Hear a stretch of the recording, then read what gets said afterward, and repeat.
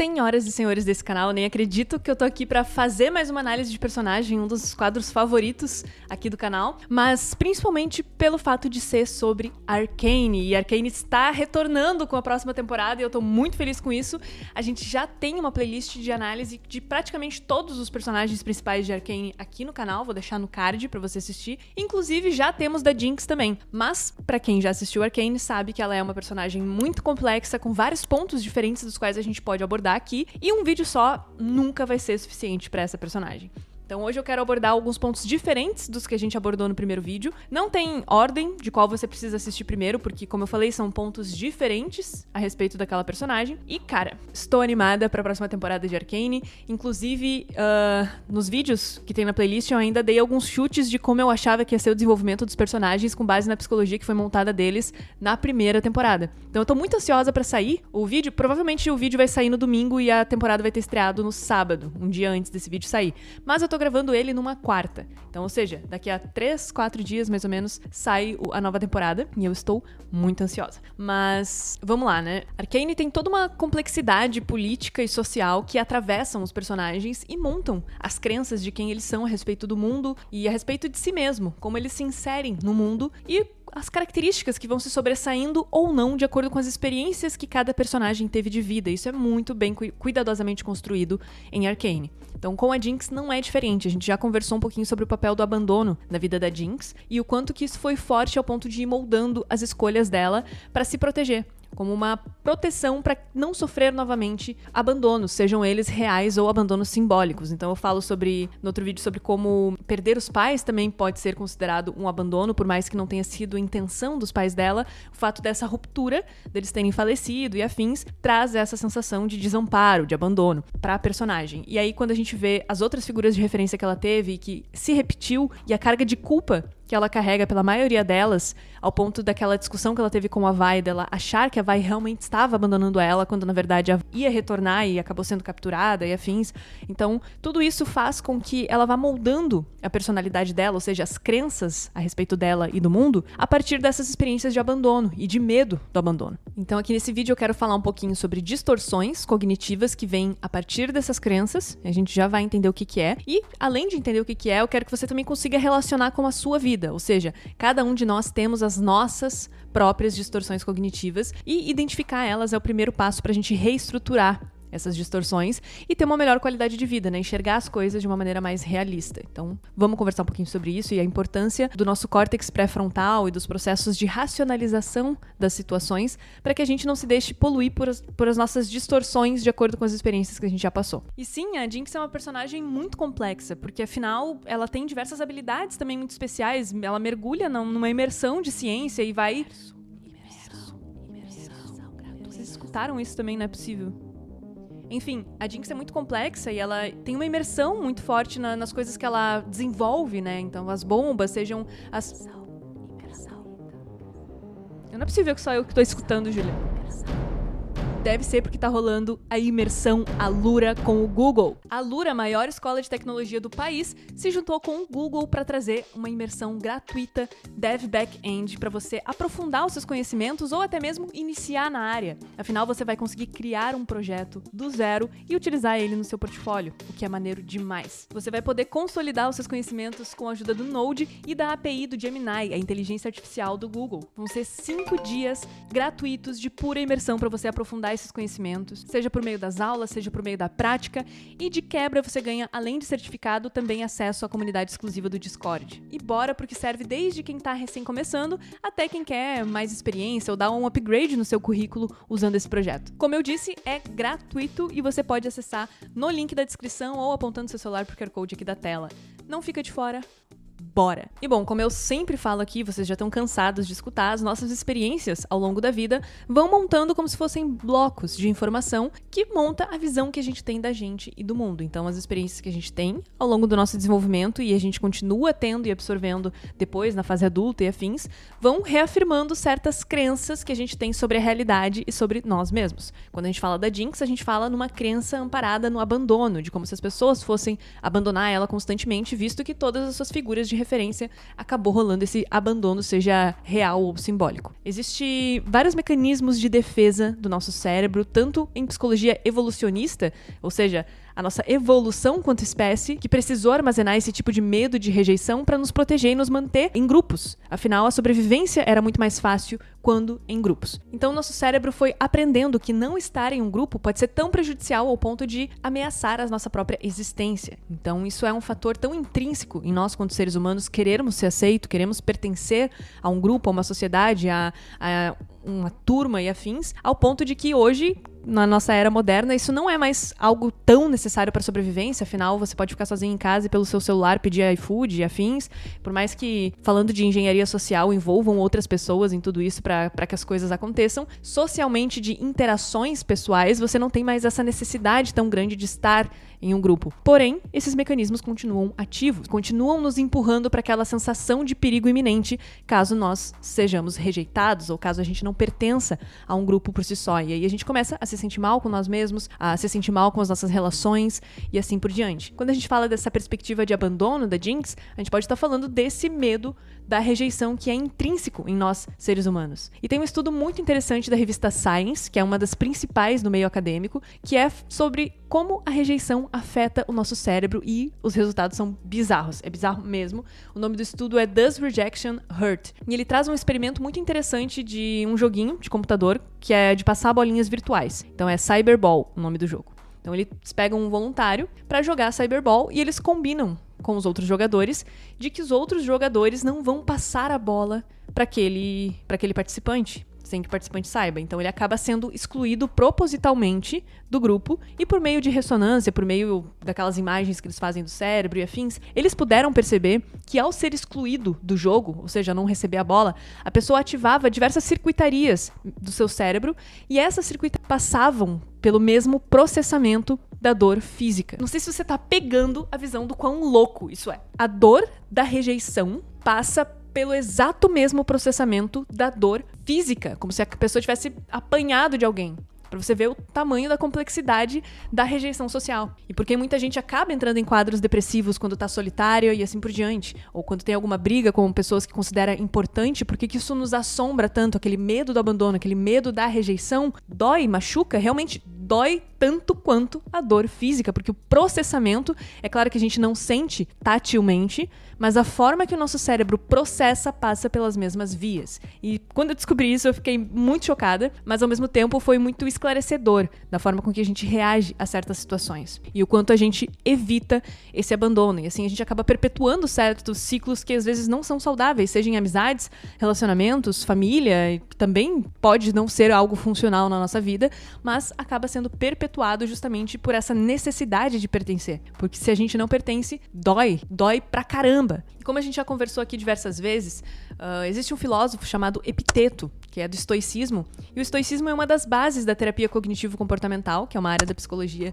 que é uma das mais estudadas atualmente no campo da ciência, e ele traz que não são os fatos que perturbam o ser humano, mas sim a interpretação que ele faz dos fatos. E aí a gente consegue amarrar tudo isso que a gente está conversando numa perspectiva muito interessante e eu quero que você faça também o exercício de tentar aplicar isso na sua realidade, porque eu acho que é sempre o mais essencial dos vídeos aqui do canal, é isso, é a gente tentar puxar os conhecimentos, seja do personagem, seja dos estudos, e aplicar de uma forma útil, né, trazer uma utilidade para todo esse conhecimento. Mas então vamos lá. Então a Jinx passou por diversas experiências de abandono, dos quais foram tão doloroso quanto a dor física na sua percepção, e isso deixa marcas. A gente vai montando a nossa personalidade ao longo da nossa vida e as crenças que a gente tem sobre a gente, sobre o mundo. Ao ponto de que, cada vez que ela passava por alguma situação de perigo iminente, por mais que aquela situação não fosse necessariamente a situação de abandono, a forma com que ela enxergava a situação era de acordo com essa perspectiva, com essas lentes da rejeição. Então ela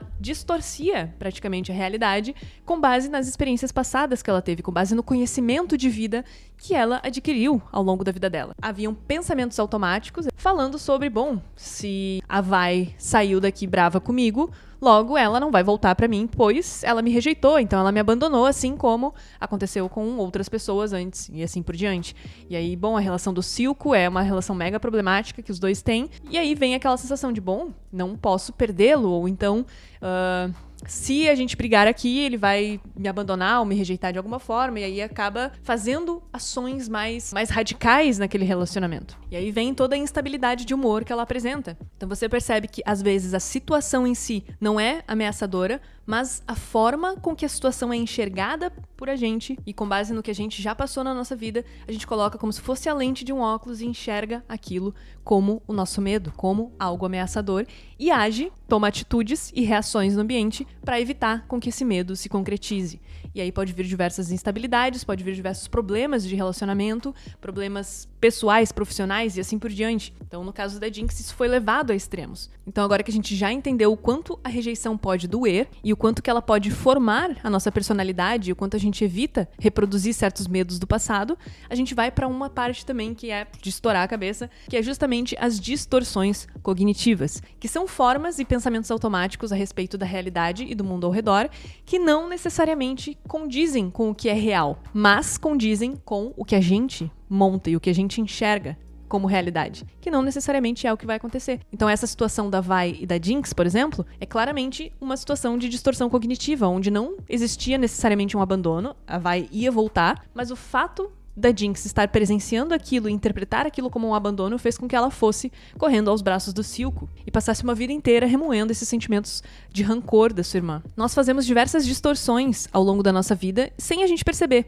e todos nós temos as nossas próprias distorções cognitivas, eventos e situações que a gente enxerga e que a gente acaba distorcendo para caber na nossa visão de mundo e na nossa visão de realidade. Isso é super natural que aconteça, afinal nós somos seres humanos que constroem conhecimento e constroem escolhas e tomam decisões a partir das nossas experiências. Então é natural que às vezes a gente vá ter distorções cognitivas. Então existem diversos tipos delas, sejam a distorção de deveria, que é quando a gente pega alguma situação e fica remoendo ela com aquela sensação de deveria ter feito tal coisa, deveria ter dito algo, deveria ter me posicionado melhor, ou não deveria ter dito. Então essa é uma distorção chamada deveria. Existe a distorção, por exemplo, da minimização e maximização, que é quando a gente minimiza pontos positivos de algo que aconteceu e maximiza os pontos negativos daquilo, trazendo uma visão distorcida daquele evento e deixando ele com uma carga muito maior negativamente para nós. Eu peguei aqui um papel para tentar improvisar uma explicação mais prática para você entender como é que funciona as nossas crenças e a nossa visão de mundo distorcendo alguma situação para caber nas nossas vivências, né, na nossa crença. Então, aqui, por exemplo, alguém que tem uma crença de insuficiência, de incapacidade. Faz de conta que esse formatinho maluco aqui é a crença dela. Aí ela vai, fazer uma prova, por exemplo. Uma prova da qual ela sente que não vai passar, afinal ela é insuficiente, e todas as experiências que ela teve ao longo da vida dela dizem que ela é burra ou que ela é inferior aos colegas. Então, essa é a crença dela. Aí a situação, o resultado da prova pode ter sido positivo, ou seja, ela pode ter ido bem. Então aqui é o resultado positivo. Quando ela vai tentar encaixar este resultado positivo na sua crença, parece não fazer sentido. É diferente, ó. Ela é toda redondinha, com pontinhas. Isso aqui é só um quadradinho. Parece não conversar com a crença. Então, o que ela faz? Ela distorce essa situação positiva. Então, pode ser dizendo, então a prova estava fácil, só passei porque meu amigo me ajudou, e assim por diante. Ela vai distorcendo, tá vendo? Tô amassando. E aí, agora, quando ela pega essa distorção que ela fez da situação, agora sim parece uma parte da crença. Ela tá mais arredondada, e aí montou direitinho e encaixou. A distorção cognitiva é basicamente isso. São formas que a gente tem de pegar a situação, distorcer de uma maneira que ela condiza com a nossa visão de mundo e de nós mesmos. Então, ficou claro? Se a situação fosse negativa, por exemplo, ela tivesse reprovado naquele teste, naquela prova, aquela criança hipotética que a gente está imaginando, ela não precisaria ter um processo de distorção cognitiva. Afinal, ela poderia só reafirmar a crença. Ela poderia dizer, viu como eu sou insuficiente, viu como eu sou incapaz, reprovei. Então, encaixa direitinho na crença. Então, não precisou passar de um processo de distorção. E é assim que a gente vai perpetuando e reforçando a nossa visão de certas coisas com base nas nossas experiências. E é mais ou menos esse sistema que a Jinx começa a botar e aplicar nas suas relações. O sistema do abandono e do medo da rejeição. E todas as relações que passam a acontecer a partir daquilo são pautadas nesse medo, são pautadas nessas distorções cognitivas. Então, eu citei ali alguns como deveria, maximização. Existem diversos outros tipos, mas focando no caso da Jinx, a gente consegue elencar algumas que parecem estar mais ativas. A primeira, eu diria que é o pensamento tudo ou nada. também conhecido como 8 ou 80, aquilo onde a situação ou ela é extremamente positiva ou ela é extremamente negativa, e a pessoa passa a agir dessa mesma intensidade. Então, o próprio final da primeira temporada de Arcane, a gente já vê, claro, que tem todo um histórico ali sociopolítico, do qual aquela cidade estava tentando ter uma independência, mas a Jinx estava lá meio alucinada com tudo que estava acontecendo. O fato do tudo ou nada é justamente pegar essas situações e levar elas para um extremo ou para o outro, como uma forma de distorcer a visão da realidade. Catastrofização, que é tentar enxergar sempre o pior dos cenários, levando a tomar decisões mais impulsivas, mais explosivas. E quando eu falo explosiva, nem precisa justificar o porquê a gente consegue vincular esses termos com a própria Jinx. É uma reação a tudo de uma forma exagerada, com medo de uma possível catástrofe a partir das relações ou a partir das interações com o ambiente e do que aqueles fatos podem trazer. E mais uma das distorções que eu acho que também se encaixariam mais no perfil de visão da Jinx seria a personalização, que é justamente atribuir a si mesmo a culpa de diversos eventos. Seja isso de uma maneira intencional ou até uma maneira intencional, sem ela perceber, mas as suas atitudes acabaram levando ela a acreditar que ela era culpada de algo. Então a gente tem aí alguns eventos, como a própria explosão daquele prédio quando ela era pequena e aquela culpa que ela sentiu daquele evento, fazendo com que em diversos outros eventos ela fizesse essa personalização de trazer a culpa para ela. E lidar com essa culpa é muitas vezes desafiador e é muitas vezes difícil carregar esse peso e esse fardo, fazendo com que a identidade dela acabasse se fragmentando em diversas atitudes que não necessariamente eram saudáveis. E bom, a Jinx é extremamente complexa, rende outros vídeos de outras temáticas, e é claro que a temática da rejeição e a temática das distorções cognitivas, principalmente, são pontos que atravessam a vida de todos nós, né? Em vários momentos a gente já deve ter se sentido excluído, rejeitado de alguma maneira, ou pelo menos ter medo dessa rejeição, assim como todos nós temos as nossas próprias distorções cognitivas de acordo com os eventos que fizeram ser quem a gente é. Então, não vou poder terminar esse vídeo sem trazer as ferramentas, né? Então, a gente sempre tento trazer ferramentas práticas para que você também possa usar na sua vida de alguma maneira, vinculadas à psicologia, para trazer seja autoconhecimento, ou seja, frear certos pensamentos automáticos que possam te levar a algum tipo de impulsividade ou algo mais pesado nas suas relações e afins. É claro que nada disso substitui o auxílio de um psicoterapeuta, principalmente da área da terapia cognitivo-comportamental, que é das quais eu tô trazendo essas ferramentas, e é a minha área também. Mas vamos começar com como identificar as nossas distorções cognitivas. Então eu tenho um exercício que eu já trouxe aqui em alguns outros vídeos, provavelmente se você acompanha o canal você já sabe fazer, é o RPD. Registro de pensamento disfuncional. Ele é basicamente para a gente conseguir capturar o nosso padrão de pensamento, ou seja, as nossas possíveis distorções cognitivas que podem acontecer ao longo da nossa vida. Ele consiste basicamente em um diário de registros, onde você vai anotar situação, pensamento automático e emoção. Cada vez que você sentir aquela emoção mais quente, mais desagradável ou desconfortável, faz essa anotação de qual é a situação, o pensamento automático que você teve a respeito de si mesmo, tipo, o que isso diz sobre mim, e a emoção. Tendo esse registro dessas três coisas, você pode, ao longo do tempo, ao longo das semanas, ir comparando cada registro e vendo se há algum padrão, ou se geralmente o seu pensamento automático tende a ir para um lado, ou se a situação tal geralmente te traz ansiedade ou desconforto ou qualquer outra emoção que possa ter sido anotada no seu RPD. Tendo esse escopo de várias anotações e tentando identificar esses padrões, pode ser mais fácil você compreender qual tipo de pensamento automático está mais distorcido da realidade com base nas situações que você já vivenciou. Então, tentar vincular isso com a sua própria história. É claro que fazer isso com o auxílio de um terapeuta é muito mais fácil, né? Afinal, você consegue ser mais conduzido, ter perguntas mais assertivas, mas eu recomendo a todo mundo, faça ou não faça terapia, faça o RPD e faça esse processo de autoanálise sempre. E a segunda ferramenta de hoje é justamente vinculada a esses pensamentos automáticos que você vai identificar no seu RPD. Depois de fazer o seu RPD por um bom tempo e identificar esses padrões, existe o que a gente chama de exame de evidência, que quando você sentir que aquele pensamento tá chegando novamente, aquele do seu RPD, tipo,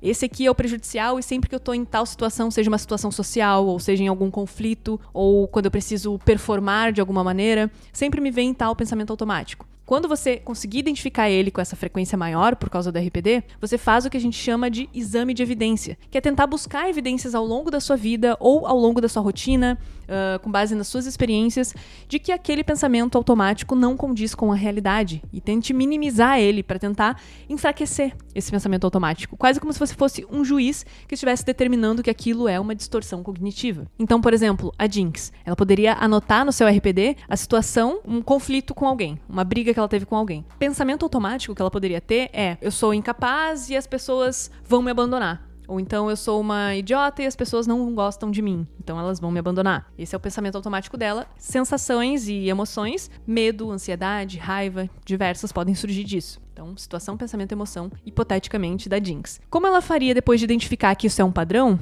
Ela poderia pegar evidências que ela tem de, ok, eu já tive uma relação boa com a minha irmã em um momento, eu tive amigos em outros momentos, consigo ver pessoas tendo relações sinceras, e isso existe, então não necessariamente as pessoas abandonam quem elas gostam por causa de um erro. Querendo ou não, ela tinha uma relação com o Silco, que era bem estranha, bem perturbadora, mas que existia de alguma forma ali. Então ela poderia também usar isso como uma evidência de que ela não necessariamente seria abandonada a cada conflito que ela tivesse com alguém. Então, enfraquecer esse pensamento automático para derrubar ele de alguma forma e mostrar para o seu cérebro, mostrar para o seu cognitivo que aquilo pode ser só uma distorção com base naquilo que você aprendeu durante a sua vida e que é a sua perspectiva, pode ajudar a neutralizar ela de uma maneira mais efetiva.